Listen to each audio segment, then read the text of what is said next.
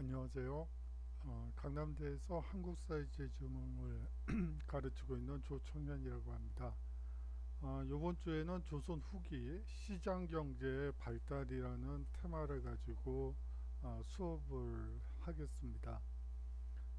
보통 장시경제의 발달이라고 그러는데 이게 좀 여러분들이 헷갈릴 수가 있을 것 같아서 그냥 시장 경제라고 해도 상관이 없기 때문에, 그리고 앞서 저번 주에 마지막 테마로 자본주의 맹아론을 얘기했었기 때문에 이 시장 경제의 발달로 하는 게 여러분들 이해가 쉬울 거라고 생각해서 제목을 그렇게 붙여봤습니다.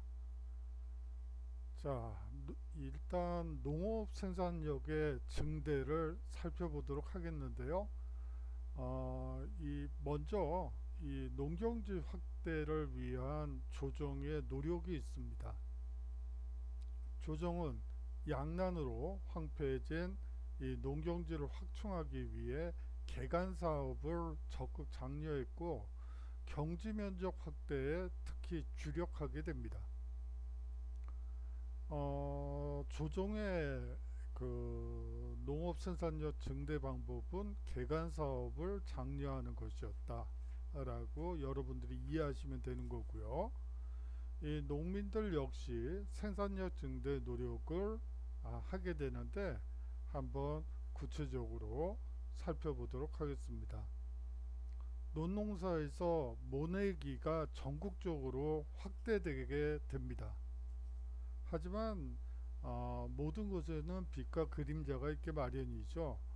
이 모내기법에도 장점이 있고 단점이 있게 마련입니다. 먼저 장점을 살펴보면 김매기하는, 다시 말하면 잡초를 뽑는 노동력이 감소하게 되고요. 대신 수확량이 배로 증가하게 됩니다.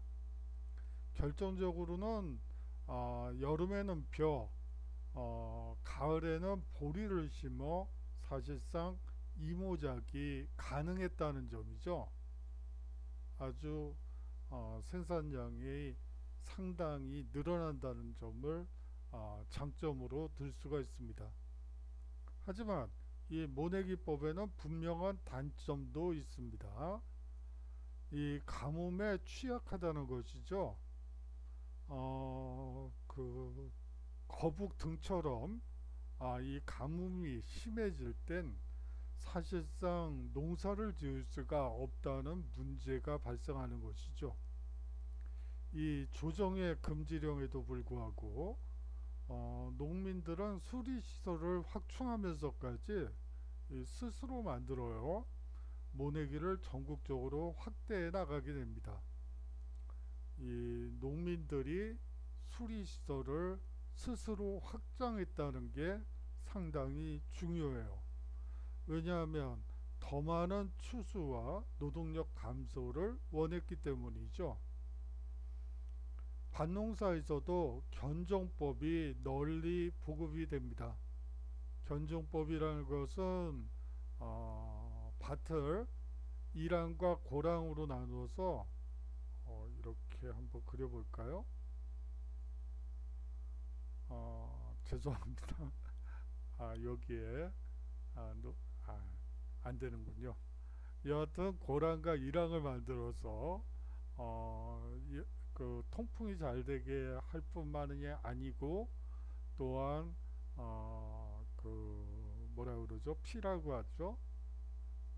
피를 뽑기 쉽게끔 하는 그러한 견종법을 실시하게 됩니다. 수확량이 증대되고요. 노동력이 감소하죠. 아울러서 12법이 개선되게 됩니다. 농기구 개량도 이루어지고요. 두레와 품앗이 등의 공동노동 방식이 확대되게 됩니다. 12법은 저번 시간에도 말씀드렸으니까 여기서는 그냥 넘어가도록 하겠어요. 이 12법은 비료라고, 현대식으로 얘기하면 비료라고 생각하셔도 됩니다. 자, 조선 후기 모내기법의 전국 확대에 대한 여러 사람들의 평가를 한번 보도록 하죠. 서유구가 임원 경제지에 실은 내용입니다.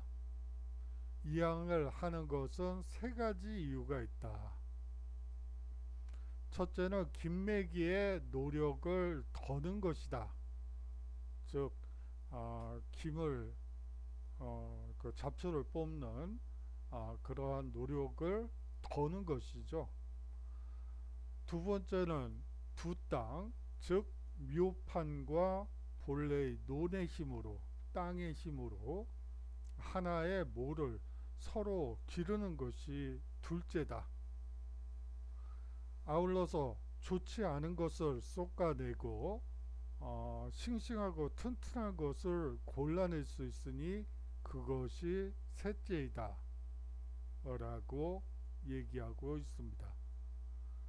어떤 사람들은 큰 가뭄을 만나면 모든 노력이 헛되니 이를 위험하다고 하나 그렇지 않다, 이런 장점도 있다 라고 서유구는 임원경제지에서 이 모내기법의 장점을 얘기하고 있습니다.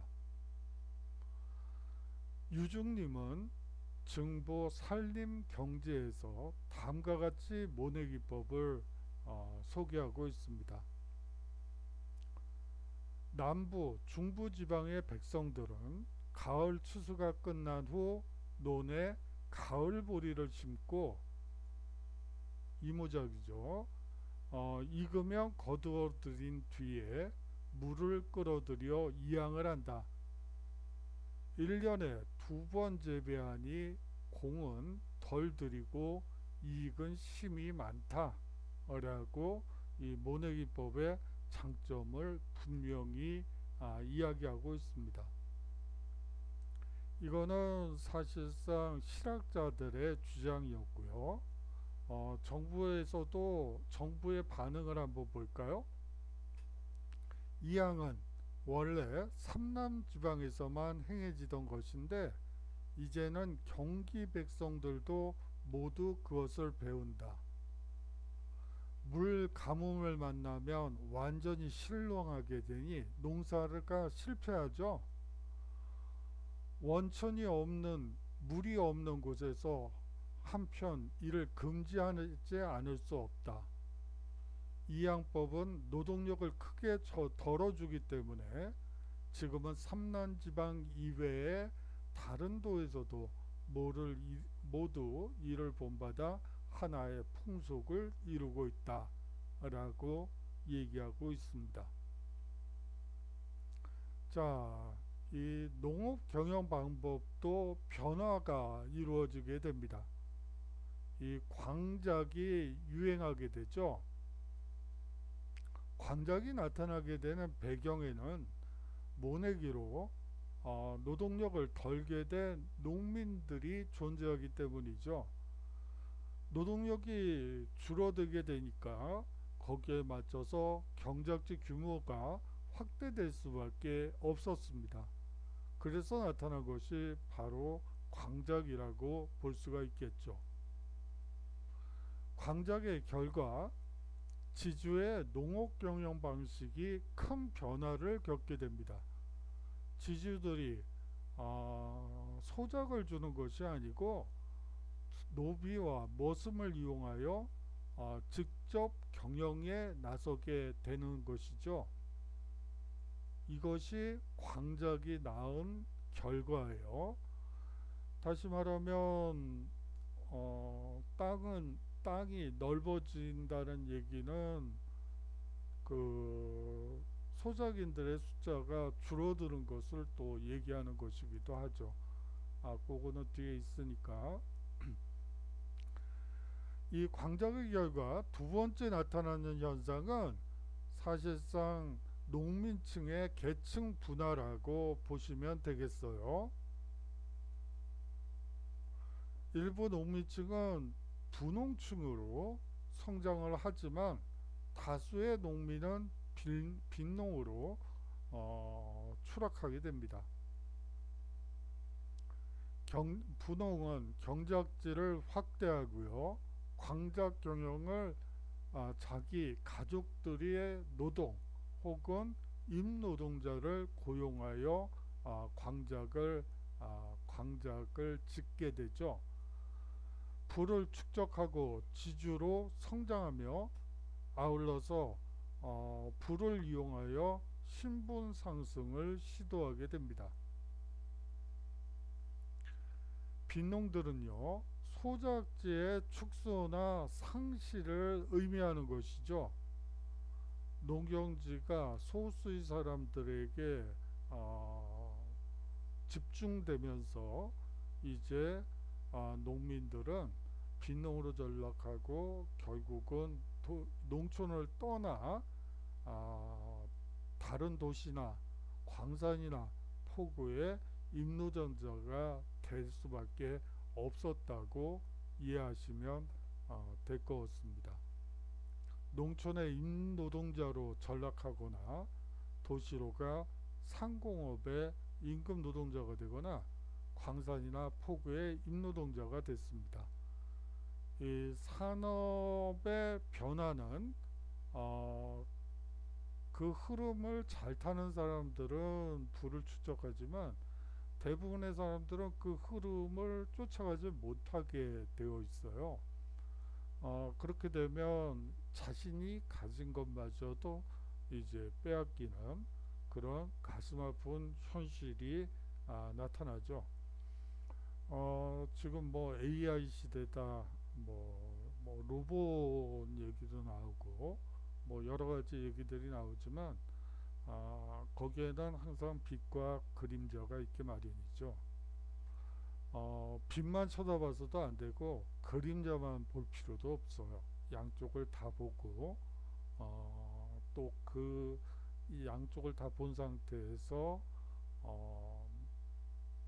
이 소위 말해서 거기에서 혜택을 볼 사람과 거기에서 희생될 사람들을 어떻게 사회에서 조정을 하느냐, 그런 부분이 가장 중요한 문제가 되겠죠. 자, 상품작물의 재배를 살펴보도록 하겠습니다. 이 황금작물이라고 또 하죠. 다시 말하면 현금으로 바꿀 수 있는 작물이라는 뜻이에요. 도시 인구가 증가하고 상품 유통이 활발해지면서 삶, 면화, 담배, 채소, 쌀 등의 상품 작물 재배가 확대되게 됩니다. 특히 쌀의 상품화가 활발하게 진행되죠. 사실상 쌀을 먹을 수 있는 사람들은 별로 없어요. 뭐 대부분의 사람들은 보리나 밀이나 우리나라도 한때 밀이 제법 많이 생산이 됐었죠. 여하튼 밀, 보리, 조, 수수, 콩, 이것이 사실은 서민의 대표적인 먹거리라고 주식이라고 생각하시면 돼요. 그러던 것이 이제 쌀 재배가 일반화되고 쌀이 사실상 현금처럼 쓰이기 때문에 이 상품 작물로서의 특징이 가장 잘 나타난 것이 쌀이라고 보시면 되겠습니다. 이 상품 작물은 높은 소득을 올릴 수 있었기 때문에 이를 통해 농민들이 분홍층으로 성장하는 계기가 되죠. 아울러서 지대 납부 방식의 변화도 있게 됩니다. 지대 납부 방식이 바뀌게 되는 배경에는 이 소작 농민이 에게 유리한 경작 조건을 얻어내기 위해 지주에게 대항하여 소작쟁이를 벌임으로써 지대 방식을 이제 바꾸게 되죠. 타조법이 일반적이었지만 대부분 타조법이라고 도조법과 타조법은 쉽게 얘기하면 뭐 이런 거예요. 타조법은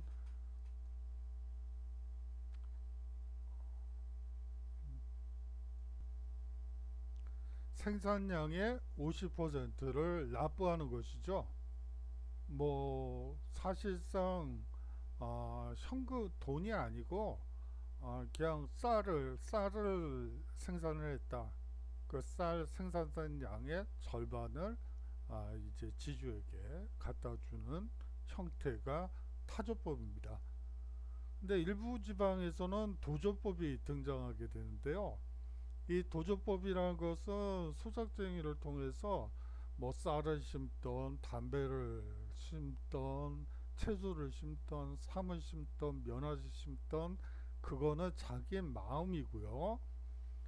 그리고 이것을 현물이 아닌 돈으로 납부하게 되죠.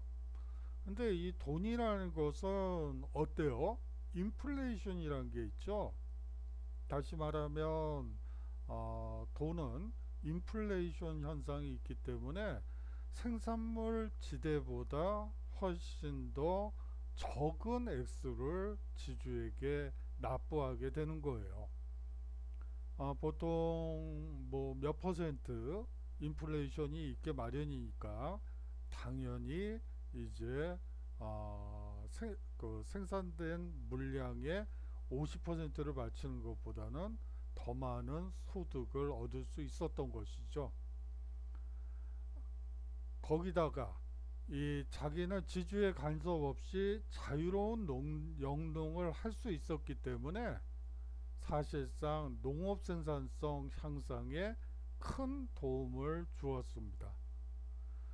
아울러서 지주와 자기네 관계도 지배와 종속의 관계에서 계약 관계로 전환되었다는 점이 특히 중요합니다.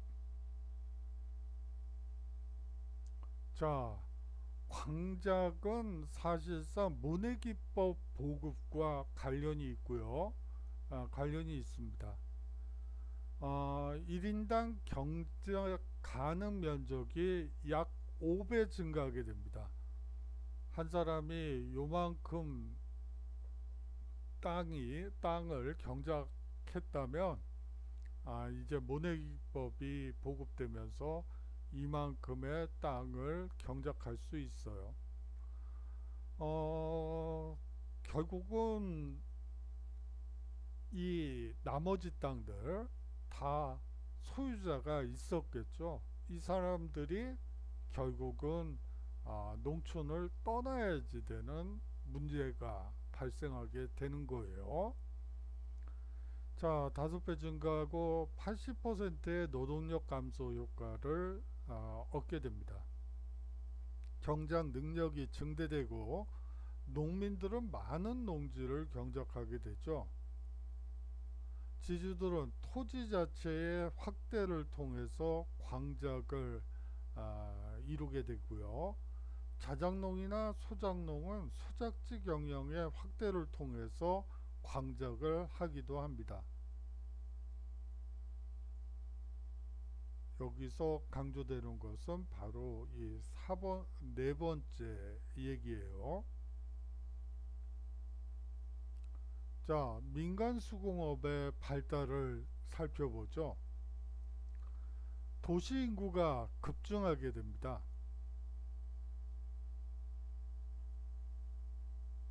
어떻게 급증이 될까요? 자, 광자 때문에 토지를 잃은, 그리고 토지에서 배제된 사람들이 도시로 상경하게 되죠. 그렇게 되면서 일자리를 찾게 되는 거예요. 그리고 대동법이 실시되면서 제품 수요가 크게 늘어났다는 것도 중요합니다.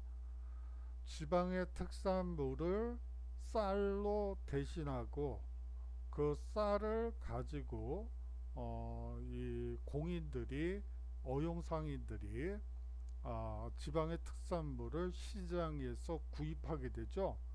그렇게 되면서 사실상 제품 수요가 증가했다고 보시면 되겠어요. 그렇기 때문에 국가의 장인세를 바치며 활동하는 수공업자가 증가하면서 민간 수공업이 발달하게 됩니다.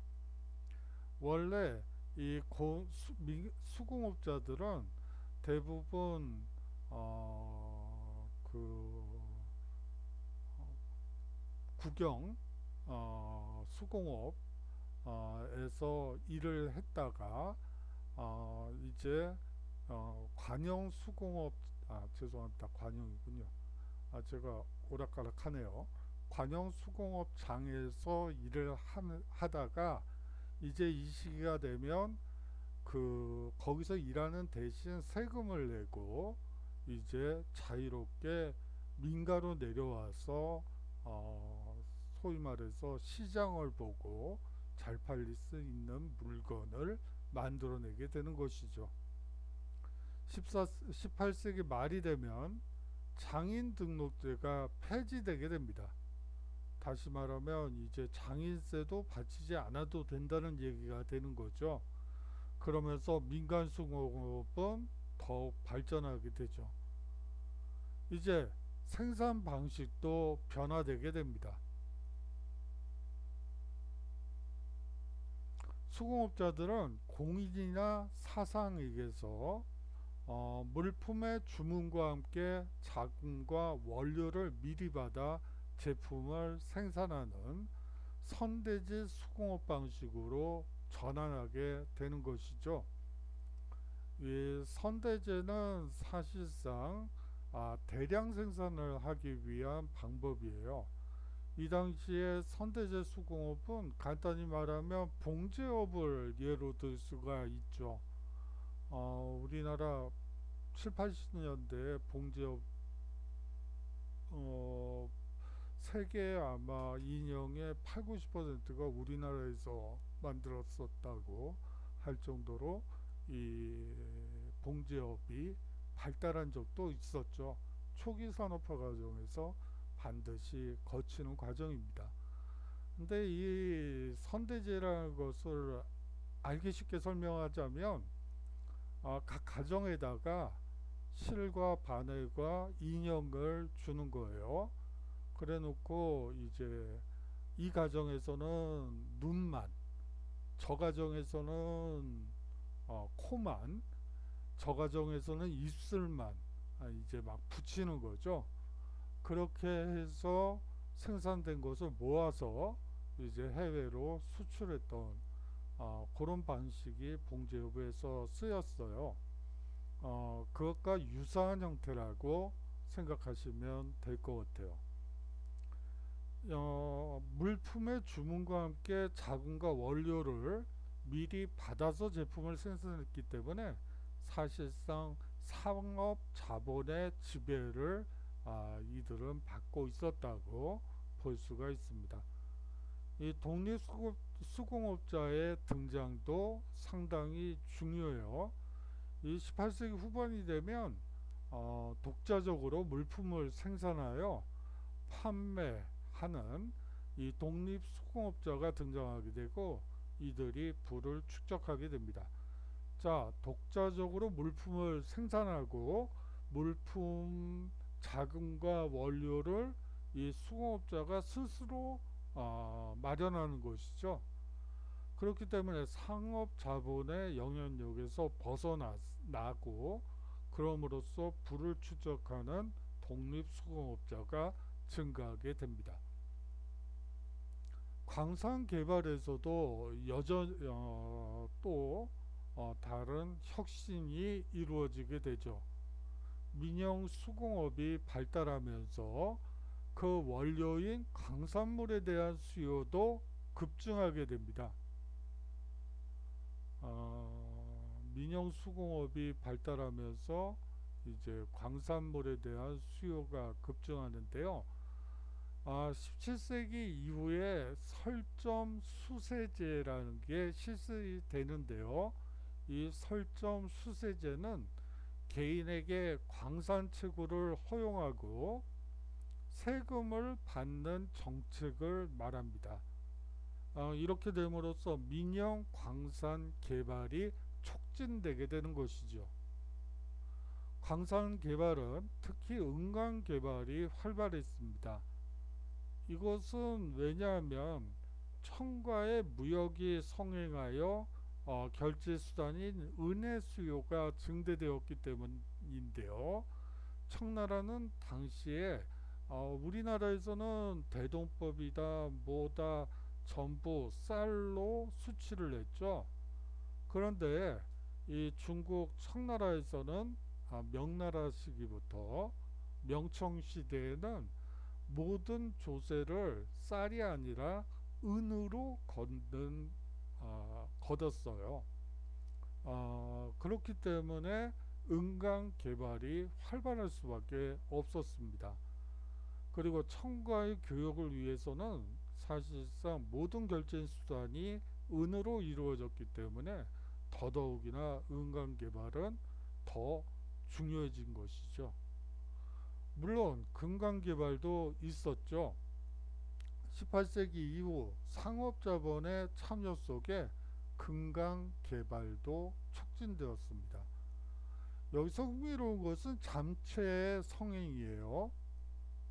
광산이 큰 이익을 볼 수 있기 때문에 몰래 숨어서 밀무역하듯이 광산 개발을 했던 것이죠. 우리가 눈여겨봐야 될 것은 광산의 경영 방식입니다. 덕대라는 광산 경영인이 상인 물주로부터 자본을 조달받아 채굴업자인 혈주와 노동자를 고용하는 형태였어요. 사실상 자본주의적 생산관계가 나타나고 분업과 협업의 생산 방식이 발달했다는 것을 여러분들이 여기서 느끼시면 됩니다. 상업의 발달과 공인의 활동에 대해서 살펴보죠. 이 조선 후기 상업 발달의 배경은 앞서 얘기한 바대로 도시 인구가 증가한 데서 그 이유가 있습니다. 농업 생산력이 증대하고 또한 활발해진 수공업 생산도 상업 발달의 또 다른 배경이 되죠. 상품 유통의 활성화와 상업이 발달하게 됩니다. 공인과 사상은 상업 발달에 주도적 역할을 하게 되죠. 먼저 공인의 활동을 살펴보도록 하죠. 사실상 대동법 실시로 등장한 어용상인이 바로 공인입니다. 국가의 간수품을 조달하는 과정에서 수공업 생산을 촉진하고 장시, 이거 거꾸로 하면 시장이죠. 시장으로 이해하셔도 상관이 없어요. 장시를 활성화하는 등 유통경제의 발달에 기여하게 됩니다. 특정 물품에 대한 판매 독점권을 확보하여 큰 부를 축적하게 되지요. 자, 거기에 맞서서 사상도 역시 등장하게 되죠. 개인 상인이라고 생각하시면 됩니다. 이 항성 부군의 사상을 한번 보죠. 종로죠. 칠패, 이거는 저쪽 아현동 쪽, 남대문 정도로 생각하시면 될 것 같고요. 배옥계, 이현, 송파 등지에서 활동하면서 시전의 상권을 잠식해 들어갑니다. 시전 상인은 금난 정권을 행사하며 사상을 억압했죠. 쉽게 얘기하면 노점선 단속을 시전 상인들이 직접 하는 거예요. 요새는 시청 공무원들이 하죠. 구청인가요? 그거는 옛날에는 국가에서 있었는데 요새는 구청이나 시청, 그 공무원들이 할 걸로 그것도 민간에 줬나? 그거는 잘 모르겠어요. 여하튼 노점상 단속권을 시전 상인이 가지고 있었다고 보면 돼요. 그런데 정주 시기에 통공 정책이 실시되면서 유기전을 제외한 시전의 금난 정권을 폐지하게 됩니다. 시전이 가지고 있던 노점상 단속권을 폐지시키는 것이죠. 그렇게 되면서 상업활동이 자유로워지고 사상은 더욱 번창하게 됩니다. 이 지방의 그 사상을 보도록 하겠습니다. 대표적인 것이 개성의 송상이 있고요. 또 의주의 만상이 있습니다. 또 부산 동네에는 내상이 있었고요. 평양에는 유상이 존재했습니다. 이들 거대 사상 조직들은 전국 장시를 연결하는 유통망을 가지고 물화, 즉 물건과 돈 등을 공급하면서 그 부를 축적하게 되죠. 경강상인과 도고를 한번 살펴보도록 하죠. 경강상인은 한강을 거점으로 운송업에 종사했습니다. 자, 현대사회에서 운송업 그러면 도로를 통한 뭐 택배, 물류 뭐 이쪽을 생각하실 텐데요.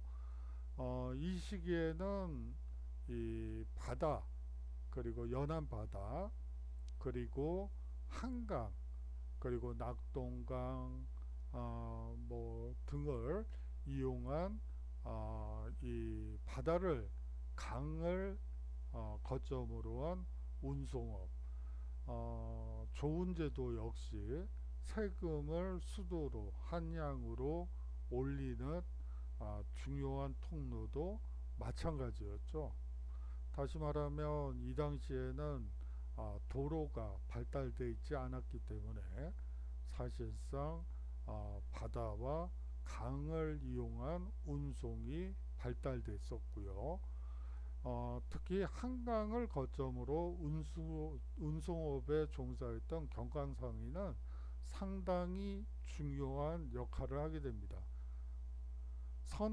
서남해안을 오가며 서울에 쌀, 소금, 어물 등을 공급하고 거상으로 성장하게 되는 것이죠.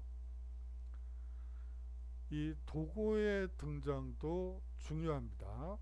이 공인과 사상이 상업 발달을 주도하면서 부를 축적하게 되죠. 이 부를 바탕으로 독점적 도매상인인 도고로 성장하게 되는 것을 의미합니다. 상업자본의 축적을 의미하는 것이죠. 자, 장시의 성장을 보도록 하겠습니다. 이 장시가 발달하게 되는 이유 중에 하나는 앞서 얘기한 바대로 대동법이 상당히 중요한 역할을 하고요. 앞서 얘기한 모내기법을 이용한 농업 생산력의 증대 역시 장시의 발달에 큰 영향을 미칩니다. 16세기 이후 장시의 수가 크게 증가하게 되죠. 18세기 중엽에 이르면 전국에 1천여 개, 1000여 개소의 장시가 개설되게 됩니다. 대개의 경우 5일장이 일반적이었죠. 이 보부상의 활동이 또한 중요해요. 장시를 무대로 활동을 했고 각 장시를 연결하여 전국을 하나의 유통망으로 연결시켰다는 점에서 상당히 중요한 의의를 가지고 있고요. 사실상 보부상들은 각 철을, 각 지역을 도를 넘나들며 활동했기 때문에 이 소문의 진원지죠. 사실상 이 지역의 소식을 저곳으로 알리고 저 소식의 소식을 이곳으로도 알리는 사실상 소통의 중간자 역할을 하기도 합니다. 그렇고요. 이제 이 장시가 발전해서 상설시장화 되는 경우도 있습니다. 일부 장시는 상설시장이 되거나 또 그것이 규모가 확대되어 상업도시로 발전하게 되지요. 이 포구에서의 상거래는 앞서 얘기한 대로 상당히 중요합니다. 이 도로와 수레가 발달하지 못했기 때문에 대부분의 물화가 사실상 수로로 운송되게 되죠. 여기서 물화는 사실상 생산물, 생산품, 판매할 물건을 얘기하는 거고요. 그렇기 때문에 포구가, 항구가 물화를 운송하는 기지 역할을 합니다. 여러분들이 천변이나 그런 곳을 가면 느닷없이 무슨 포 이런 곳을 많이 볼 수가 있어요. 여행을 하다 보면 여기에 무슨 포구가 있었을까 싶은 곳에 무슨 포 이렇게 포가 들어간 지명들이 많이 있어요. 이곳은 대부분 포구라고 보시면 되고요. 그곳은 사실상 대부분의 물화가 운송하는 기지 역할을 했던 곳이구나 라고 생각하시면 돼요. 진이라는 표현도 이제 하천변을 가다 보면 나타나게 되는데요. 노량진이다, 진이 제법 있죠. 그곳은 군사기지였다 라고 보시면 됩니다. 자, 포구를 거점으로 하는 상인을 한번 보도록 하죠. 선상이 있습니다. 한자에서 보이는 것처럼 배를 가지고 상업행위를 하는 사람들이죠. 전국 각지의 포구를 하나의 유통망으로 연결시킨 사람들입니다. 대표적인 선상을 들자면 앞서 얘기했던 경강상인을 들 수가 있습니다. 아울러서 객주와 여각도 있는데요. 포구와 규모가 큰 장시에서 활동하던 상인들입니다. 이들은 운송업, 숙박업, 금융업 등에 종사하면서 물품 매매를 중개하기도 하죠. 창고업도 하죠. 그렇습니다. 18세기 말 경기도 광주의 송파장. 여러분들이 좀 그렇죠. 송파는 어떻게 된 거죠? 송파가 경기도 광주였나요? 예, 그렇습니다. 이 경기도 광주군은 상당히 큰 군이었어요. 강남이 전부 광주 소속이죠. 성남도 사실상 성남 분당도 이 광주군에 포함됐던 곳이에요. 근데 지금 경기도 광주는 완전히 쪼그라들었죠. 워낙 서울이 중요해지면서 이제 많은 땅을 이제 서울로 혹은 다른 도시로 이제 내주게 되죠. 그런 특징이 있고요. 이 서울의 발전과 관련해서 상당히 얘기가 될 수 있는 부분이기 때문에 그냥 말씀을 드렸어요. 자, 은진의 강경장이라든지 덕원의 원산장 그리고 창원의 마산포장 등은 전국적 유통망을 연결하는 상업의 중심지로 성장하게 됩니다. 이제 대외 무역도 17세기 이후에 국내 상업이 발달하면서 청일본과의 무역도 17세기 이후 활발해지게 됩니다. 공적으로 이루어지는 계시무역과 사적으로 이루어지는 후시무역 모두 왕성했습니다. 계시무역은 사실상 사신단의 공식 사신단을 수행하는 상인 집단들이 하는 무역이고요. 이 사적으로 이루어지는 후시무역은 사실상 그냥 몰래 이루어지는 것이라고 여러분들이 생각하시면 될 것 같아요. 이 만상, 송상, 내상 등은 청과 일본과의 후시무역이 확대되면서 부를 축적하며 대상인으로 성장하게 되죠. 만상은 대청무역, 송상은 청과 일본을 연결하는 중개무역을 통해 부를 축적하게 됩니다. 화폐의 유통을 한번 보도록 하겠는데요. 이 화폐 유통이 이 시기에 약간 일반화가 이루어집니다. 완전한 일반화가 아니고 쌀과 면포가 가지고 있는 비중 때문에 좀 그것보다는 적게 이용이 되지만 여하튼 상평통보는 많이 유통되었던 것으로 보입니다. 상공업의 발달은 세금과 지대의 급납화로 화폐가 전국적으로 유통되게 됩니다. 더구나 누구나 누구나 상평통보를 이용해 물품을 사고 팔 수 있게 된 것이죠. 그렇기 때문에 전황이 발생되기도 합니다. 전황이 뭘까요?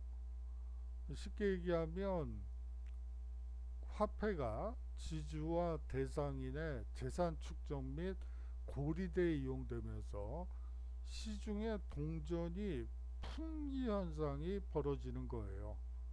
그러면서 전황이 발생되기도 하죠. 어음, 환 등 신용화폐가 이용되기도 합니다. 이것은 상업자본 축적을 의미하는 바로미터라고 볼 수가 있겠죠. 이에 따라 신분질서가 사실상 동요되게 되죠. 그거를 알기 위해서 15세기부터 한번 신분질서를 차근차근 살펴보도록 하죠. 얼만큼 동요되는지 한번 보도록 하겠습니다. 15세기 신분질서는 사실은 이 양천제라는 것을 통해서 알 수 있듯이 양인과 천인으로 구분된 것을 얘기하는 것이죠. 이 양천제가 나타나게 되는 배경은 조세와 국역을 담당하는 양인층을 들여 국가 기반의 안정을 추구했기 때문입니다. 양인의 숫자가 많아야지만 재정 확보가 가능해지는 것이죠. 그렇기 때문에 사실상 양인층은 많으면 많을수록 국가의 이익이 되는 거예요. 요새식으로 얘기를 하자면 세금 정규직의 숫자를 늘리면 늘릴수록 국가 기반의 안정을 추구할 수 있게 되죠. 예전에는 양인층을 어떻게 늘리느냐, 평민의 숫자를 어떻게 늘리느냐가 사실상 국가개혁의 제일 목표였다면 지금은 정규직의 숫자를 어떻게 늘리느냐가 사실상 개혁의 핵심 테마가 돼야지만 정상적인 거예요. 자, 앞서 얘기한 대로 양천제하에서는 양인과 천인으로만 구분되었다고 보시면 돼요. 이 양인은 조세와 국역의 의무를 져야 했지만 과거에 응시하고 간직에 진출하는 것이 가능했어요. 물론 현실적으로 과거에 응시하기는 어렵죠. 양인이라고 해도 농사 짓고 힘든데 어떻게 공부를 할 수가 있겠어요? 거기다가 이 과거 시험에 합격하는 사람들의 연령대를 보면 40세에서 45세가 평균적인 과거급제 연령이에요. 그러면 쉽게 얘기해서 15세부터 이제 공부를 과거 공부를 그 전부터 하긴 하겠지만 해서 거의 30년 동안 아무 일 하지 않고 과거 준비만 하는 거잖아요. 그러려면 어느 정도 먹고 살만 해야지 이게 가능하지. 일반 평민이 뭐 과거 시험에 응시할 수 있다고 해서 과거정에 간다고 문제가 해결되는 건 아니잖아요. 관직에 진출하는 건 아니기 때문에 사실상 어렵죠. 그렇지만 여하튼 형식적인 의미에서 과거에 응시하고 간직에 진출하는 것이 가능했다라고 얘기할 수 있는 것입니다. 이 양천제하에서는 천인은 비자유민으로서 개인이나 국가에 소속되어 천역을 담당하게 되죠. 하지만 16세기가 되면 반상제로 바뀌게 됩니다. 양인층의 분화가 나타나게 되고요. 이 지배층과 피지배층을 구분하는 반상제가 일반화, 보편화 되게 됩니다. 조선의 신분구조는 양인층이 셋으로 나뉘게 되죠. 다시 말하면 양반, 중인, 상민이 모두 양인이었다가 이제 3등분으로 나뉘게 되게 됩니다.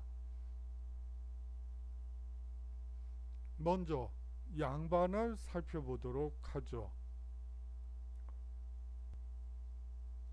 양반이라고 하면 문반과 무반 관리들을 의미했습니다.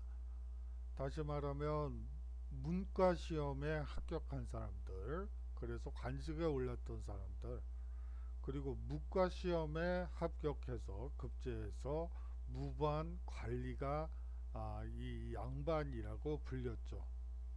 그러던 것이 이제 문무반의 관리는 물론 그 가족까지도 부르는 신분 명칭으로 변화되었다고 여러분들이 이해하시면 되고요. 이 기득권 유지를 위한 노력으로 무반직을 받아야만 양반으로 인정해 줬다는 거죠.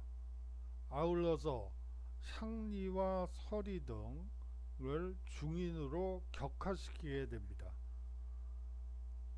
양반이 가지고 있는 특권의 하나는 군역을 면제받고 과거와 음서, 청거를 통해 관직을 독점하게 된다는 점이죠.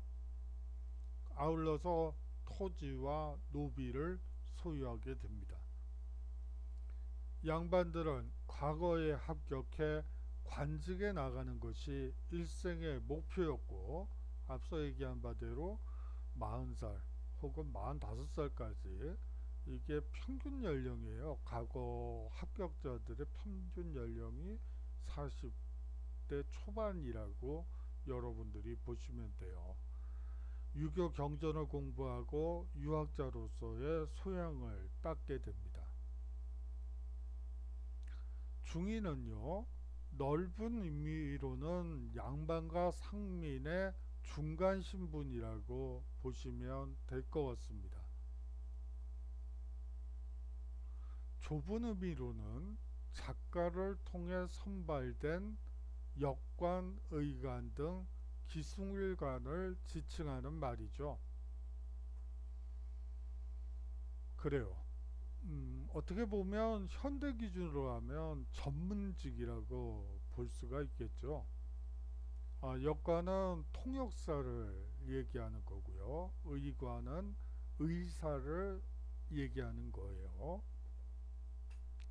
특징을 보면 어, 이 잡과에는 사실은 부정기시라고 해서 이 역관과 의관은 정기적으로 뽑죠. 과거 시험이 열릴 때마다 매 3년마다 한 번씩 역관과 의관은 반드시 시험을 거쳐서 뽑게 돼 있어요. 그런데 부정기시라고 해서 쉽게 얘기하면 필요할 때마다 기술관을 뽑아 쓰기도 해요. 뭐 예를 들어서 뭐 요리사를 특채하는 경우도 있고요. 과거를 통해서 뽑는 경우도 있고요. 또 수의사들을 뽑는 경우도 있어요.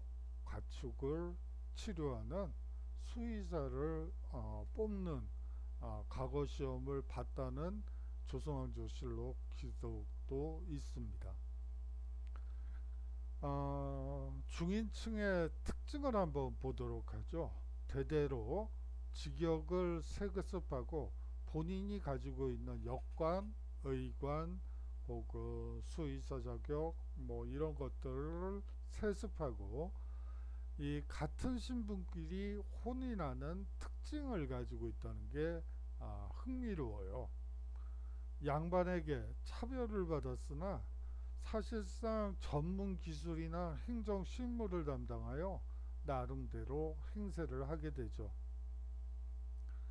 이 중인계층 중에 이제 눈에 띄는 그 사람들은 이 서이라고 볼 수가 있습니다. 양반 첩의 자식으로 중인과 같은 신분적 처우를 받았죠. 중인과 같은 재산 상속이나 관직 진출에 심한 차별을 받게 됩니다.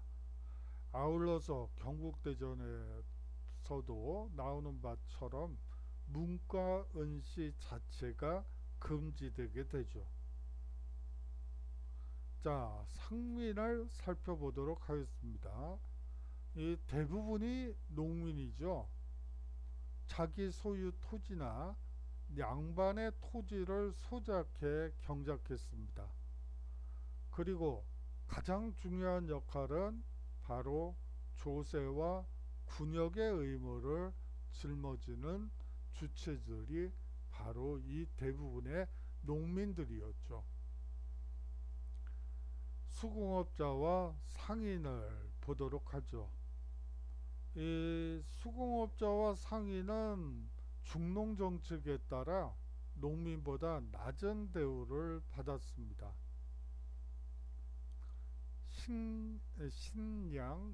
신양역천이라는 표현은 여러분들이 좀 기억해 두셔야 될 것 같아요. 이 신부는 양인이나 천역을 담당했던 사람들을 신양역천이라고 얘기하는 거예요. 상민은 과거를 통해 관직에 나설 수 있었지만 이 시기에는 별 의미가 없어지게 돼요. 쉽게 얘기해서 16세기, 15세기까지는 양천제라고 해서 양인이면 누구나 과거를 통해 관직에 나설 수 있었지만 이 시기, 16세기, 다시 말하면 조선이 어느 정도 안정기에 들어선 이후에는 사실상 그러한 가능성 자체가 배제되게 되는 것이죠. 천인은 재산으로 취급되었죠. 그렇기 때문에 매매, 상속, 증여의 대상이 되었습니다. 부모 중 한쪽이 노비면 자식은 무조건 노비가 되는 법이 시행되었죠. 이 노비의 종류를 보면 크게 공노비와 사노비로 나누어 볼 수가 있어요. 여기에 입영노비다 이거는 그냥 공노비예요.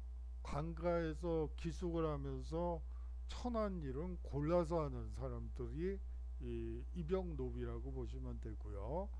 이 외거노비가 있는데 외거노비는 사실상 공노비지만 외부 관가 외부에 자기 집을 가지고 살고 있고요. 이제 출퇴근을 하는 노비라고 생각하시면 될 것 같습니다. 산업위에서도 솔고노비와 외고노비를 나눌 수 있는데요.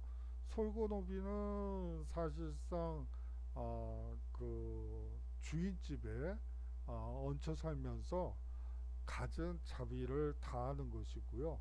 외고노비는 뒤에 나오지만 사실상 재산을 가질 수 있었기 때문에 일반 농민과 비슷한 처지에 있었다고 볼 수가 있습니다.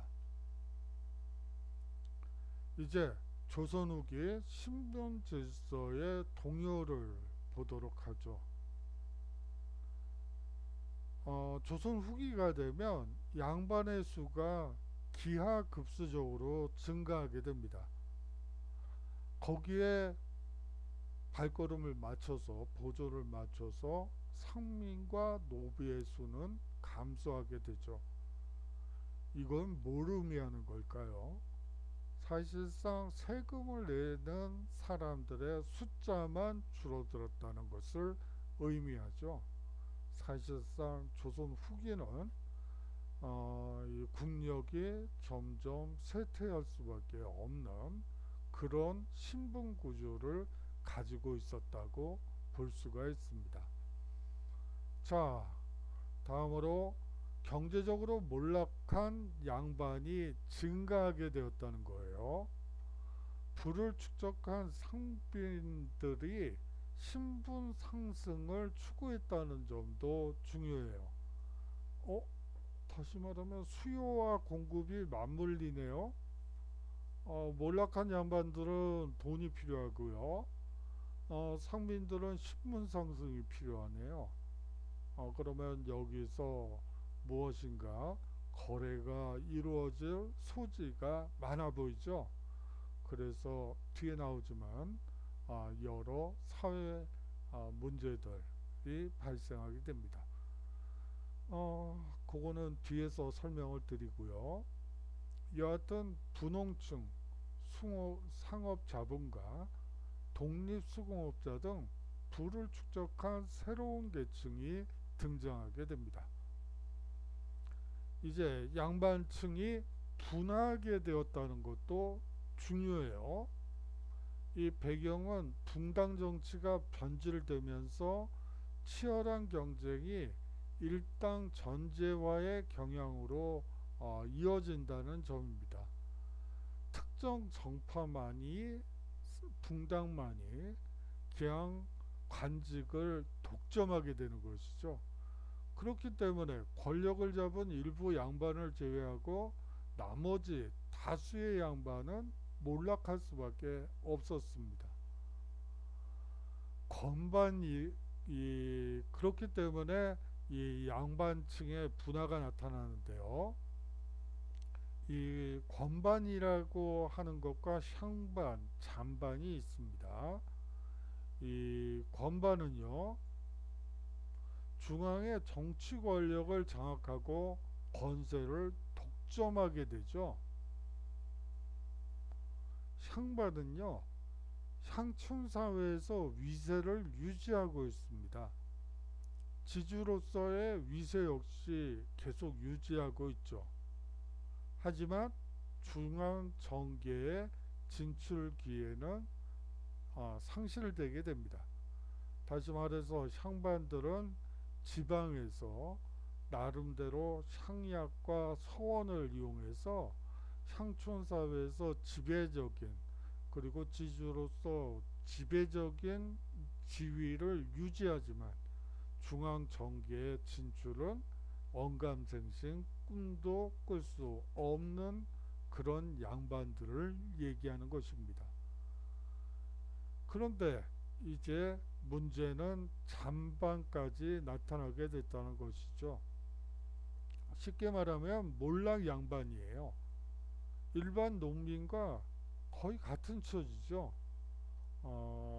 이렇게 양반층의 분화가 나타나게 됩니다. 거기에 비해서 상무인들은 신분 상승을 추구하게 되죠. 이 신분 상승은 분홍층 중심으로 이루어지게 됩니다. 이 합법적인 방법과 불법적인 방법이 있는데요.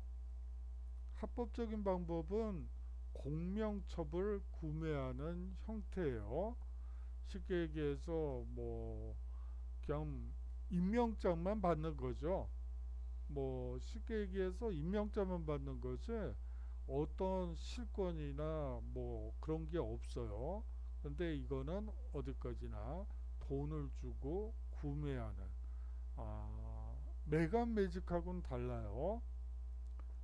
사실상 직에 앉는 게 아니고 그냥 그 직과 유사한 명예직이라고 생각하시면 되기 때문에 이것은 관직 매매와는 다른 성격을 가지고 있죠. 관직 매매 아주 그 가장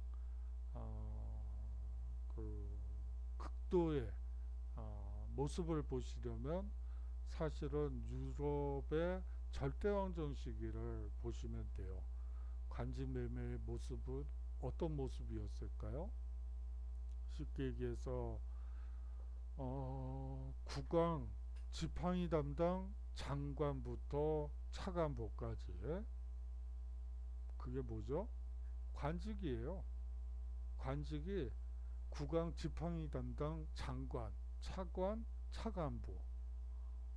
이게 어떻게 되는 거죠? 코스염 담당 장관, 차관, 차관보. 그것도 장관도 한둘이 아니에요. 돈을 주고 그 직함을 사고 그런데 이제 문제는 이 조선의 경우에는 그냥 명예직이었기 때문에 뭐 그냥 별 의미가 없었지만 이 절대왕정 시기에 그런 관직을 사면 그냥 장관이에요. 뭐 쉽게 얘기하면 국무회의에도 참여할 수 있는 장관이 되는 것이죠. 그렇기 때문에 이 매간매직은 사실은 서양이 원조라고 볼 수가 있죠. 제가 옆으로 약간 좀 샜네요. 뭐 지팡이 담당 차관보, 코스연 담당, 모자 담당, 뭐 식재료 담당, 장관, 차관, 차관보, 그것도 장관이 한둘이 아니에요. 식자재 담당 장관이 한둘이 아니에요. 그거를 다 돈을 받고 관직을 팔죠.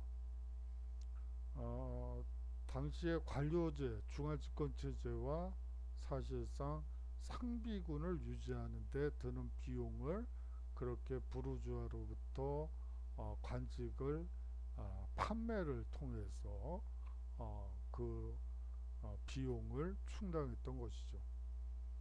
옆으로 샜죠? 죄송합니다.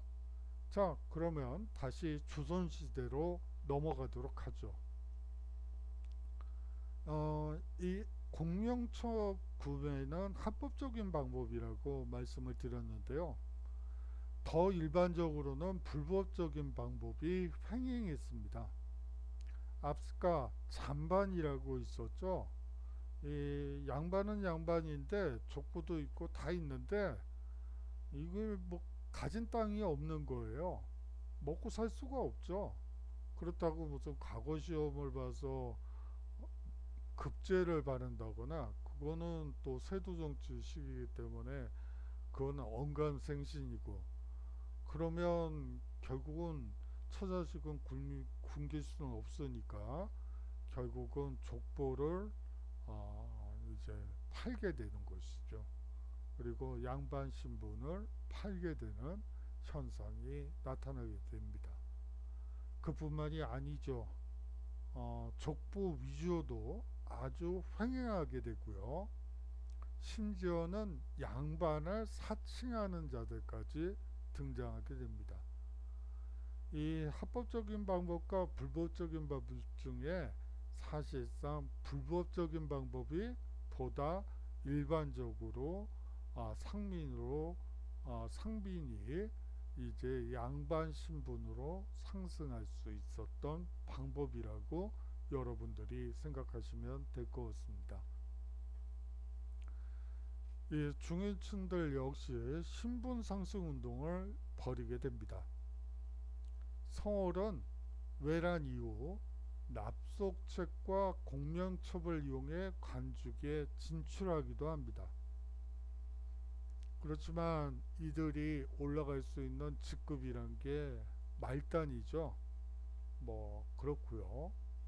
여러 차례의 집단 상소 운동을 벌여서 관직 진출 제한을 철폐해 줄 것을 요구하는 시위 운동을 전개하기도 합니다. 시위가 아니고요. 상소 운동을 전개하기도 합니다. 이러한 신분 투쟁의 결과로서 정조 때에는 유득공, 박재가, 이성무 이 사람들이 전부 서울 출신들이죠. 이 사람들이 규장각 검서관으로 직책으로 임명되게 됩니다. 이 중인들도 19세기 중엽 대규모 소총운동을 전개하였으나 성과를 거두지는 못해요. 하지만 이 중인계층은 축적된 경제력과 특히 이 역관들은 통역사, 통번역 하시는 분들은 이 조선 후기에 많은 돈을 벌게 되죠. 대부분 외교관이자 장사꾼이에요.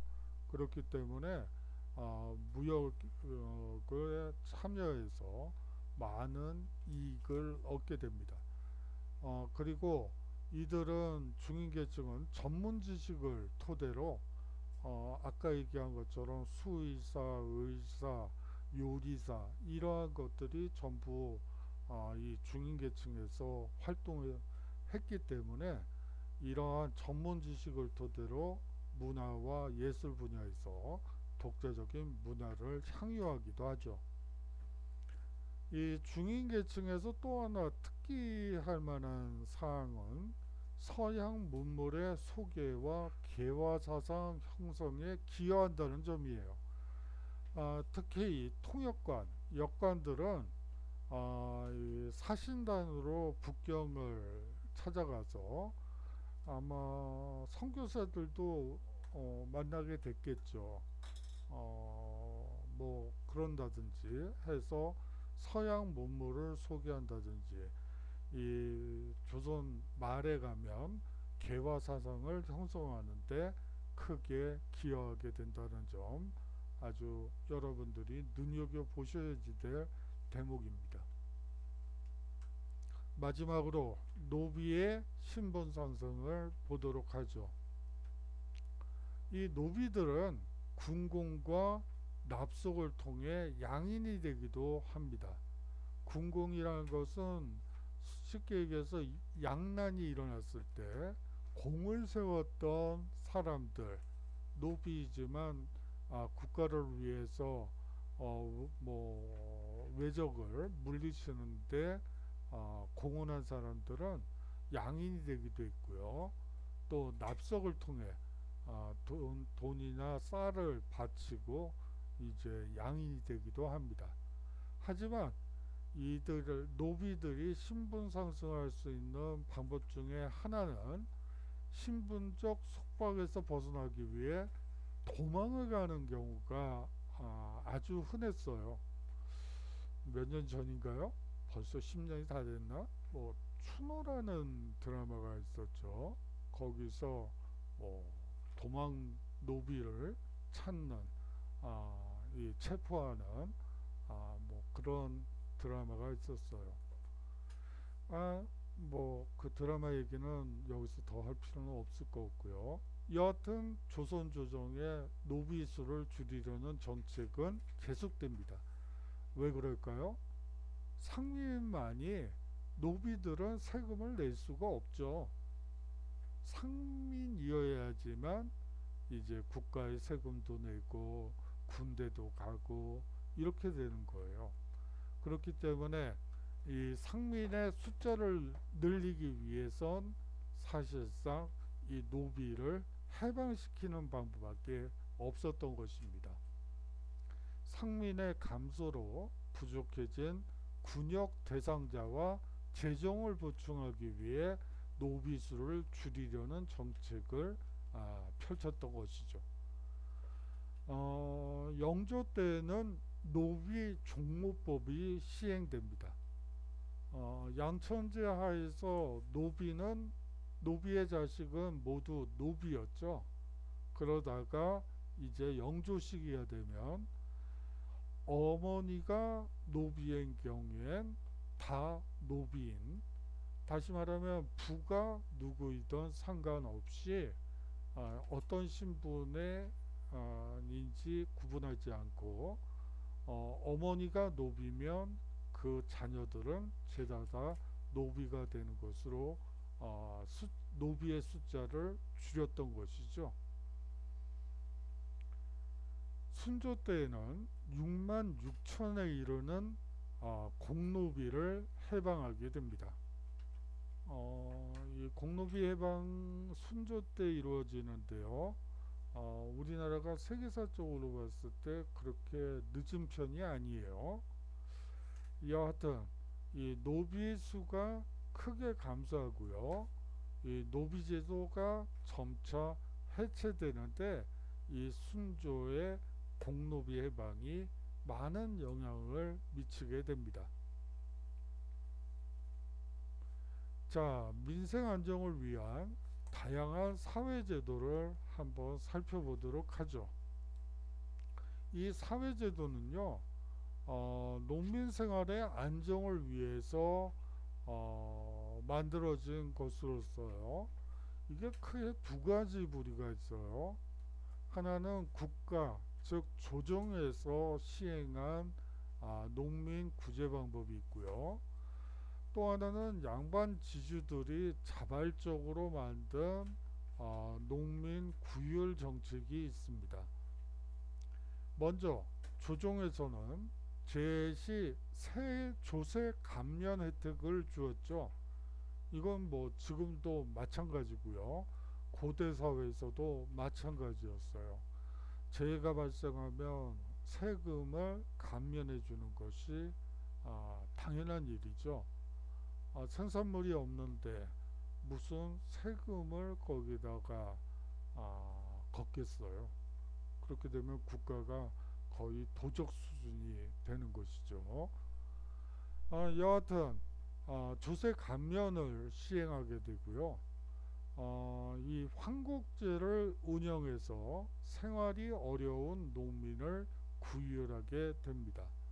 물론 이 황곡제는 조선 후기가 되면 왜곡이 돼서 오히려 이 관청 고리대업을 성행케 하는 제도로 변질되긴 합니다만, 여하튼 초기의 황곡제는 나름 어려운 환경에 있던 농민들을 구휼하는 제도였다고 보시면 될 것 같습니다. 이 양반 지주는요, 사창을 설치하게 됩니다. 이것은 마을 단위의 자치적인 구휼 기관이라고 여러분들이 보시면 되고요. 이것을 이제 운영하는 사람들은 양반들이죠. 이 양반 중심의 향촌 질서 유지 목적에서 사창이 만들어졌다고 여러분들이 이해하시면 됩니다. 다음으로 의료시설을 살펴보도록 하죠. 해민서가 있습니다. 서민의 질병을 치료하고 의료를 양성하는 교육기관이기도 하죠. 그리고 동서 활인서가 있습니다. 이것은 도성 인근에 설치된 곳으로서 서민 환자를 치료하고 유랑자의 수용과 구유를 담당하는 기관이라고 보시면 되겠습니다. 조선시대에는 합리적인 법률 제도가 운영되었죠. 사실 고려 사회에서는 관습법을 중심으로 사회를 유지하고 나라를 통치했다고 보시면 되겠습니다. 거기에 비하여 조선은 법전에 근거한 합리적인 법률 제도를 운영했죠. 특히 형벌과 민사에 관한 사항은 경국대전 조항에 따라 처리되었습니다. 형벌 제도를 보시면 반역죄와 강상죄, 여기서 강상죄가 뭔지 아시나요? 이 강상죄는 쉽게 말하면 양반이 지나가는데 허리를 굽혀서 예를 갖추지 않는다든지, 어르신이 지나가는데 이제 꼬마들이 아니 그 신분이 낮은 혹은 어린 사람들이 예를 안 갖춘다든지 이럴 때, 아니면 이제 남녀가 걸을 때 내외를 하는 그런 행동을 하지 않을 때 이제 처벌을 하는 것이 이 강상죄라고 보시면 돼요. 현대에서는 강상죄를 묻는다는 말은 그건 어느 나라 말인지 잘 모르겠죠. 그건 당연한 일이에요. 하지만 이 조선시대에는 강상죄가 중요 법 중에 하나였죠. 이 반역죄와 강상죄를 무겁게 처벌했습니다. 아울러서 연좌제가 적용됐죠. 이 연좌제라는 것은 물론 아버지가 잘못하면 그 자손들이 이제 문제가 되죠. 같이 처벌을 받는 그러한 형태가 돼요. 하지만 이게 평민으로 내려가면 또 얘기가 달라져요. 연좌제라는 것은 대부분의 경우 마을 단위로 세금을 수취하죠. 특히 공납과 관련돼서는 마을 단위로 세금을 납부해야지 되는데, 한 가정이 도주를 한다. 세금을 낼 돈이 없기 때문에 어쩔 수 없이 도망을 가게 되면 그 마을 전체가 거기에 대한 책임을 져야지 됐어요. 그것도 연좌제예요.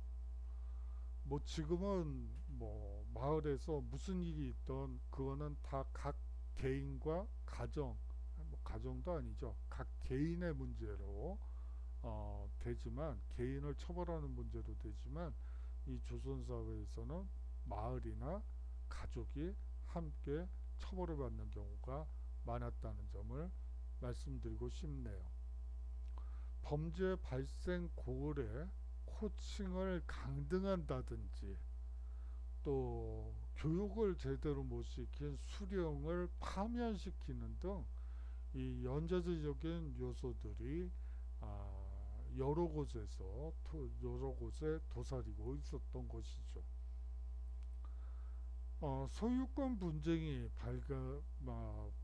발생했을 땐 문건에 의한 증거를 기준으로 처리를 했습니다. 증거주의죠. 상속은 성리학 정착 이후에 종법에 따라 적용되게 되죠. 이 종법이라는 것은 쉽게 얘기하면 서열, 가족의 서열, 다시 말하면 장자가 사실상 거의 모든 재산을 상속받는 형태로 되게 됩니다. 사실상 사법기관은 행정기관과 구분되지 않죠. 다른 관청이나 상부관청에 소송이 가능합니다. 중앙에서는 사헌부, 의금부, 사원부는 뭐 원래 어, 이, 어, 그 사법기관이니까 그렇고요. 의금부는 사실상 국왕의 직속 검찰 조직이라고 보시면 되겠죠. 의금부는 형조는 뭐 사법부니까 뭐 그렇고요. 한성부는 도성의 치안을 담당했고요. 장례원은 노비 문제, 동학 노비를 잡는다든지 그들을 처벌한다든지, 그리고 상속, 노비 상속이나 노비를 팔고 살 때 이제 뭐 건강하다 그랬는데 며칠 후에 죽었다, 뭐 이런 경우에 장로원에 이제 그 고발을 하게 되죠. 지방에서는 각도 관찰사와 수령이 사법권을 행사하게 됩니다.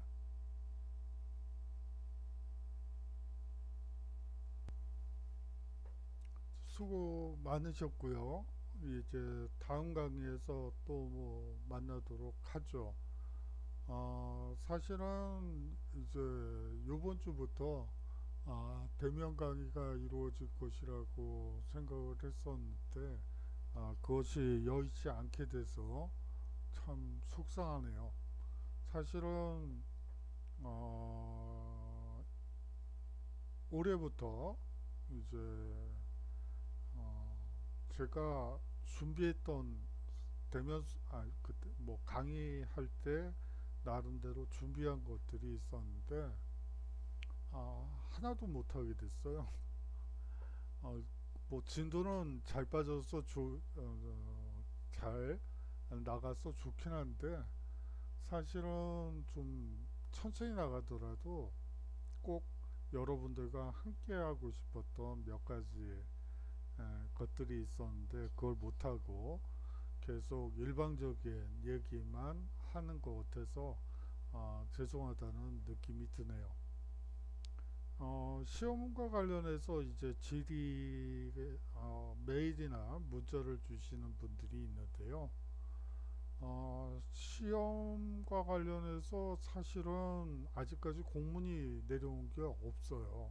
뭐 평가와 관련해서는 공문을 받았는데 그 시험을 어떻게 볼 것인지에 대한 구체적인 방법은 아직 그 내려온 게 없죠. 공문이 나오는 대로 거기에 맞춰서 시행하도록 하겠습니다. 뭐 그 정도로 하도록 하죠. 오늘 장시간 동안 수고 많으셨고요. 다음 강의에서 인사드리도록 하겠습니다. 안녕히 계십시오. 건강하시고요.